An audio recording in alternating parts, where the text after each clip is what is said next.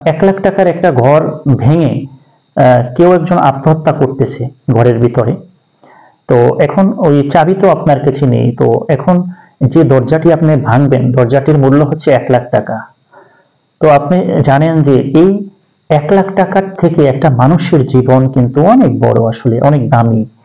তো সেক্ষেত্রে আপনি এই বড় ক্ষতিটাকে নিবারণ করার জন্য, প্রতিরোধ করার জন্য কিন্তু এই ছোট ক্ষতিটা করতে পারবেন। সেটা হচ্ছে কি, সেটা হচ্ছে আপনি যদি দরজাটি ভাঙেন তাহলে কিন্তু বাড়িওয়ালার কিন্তু 20,000 বা 1 লাখ টাকা ক্ষতি হতে পারে, বা 50,000 টাকা ক্ষতি হতে পারে। বিনিময় কি হলো, ওই লোকটির জীবন বেঁচে গেল, বা আপনি তাকে আত্মহত্যা থেকে ফিরাতে পারলেন, সক্ষম হলেন।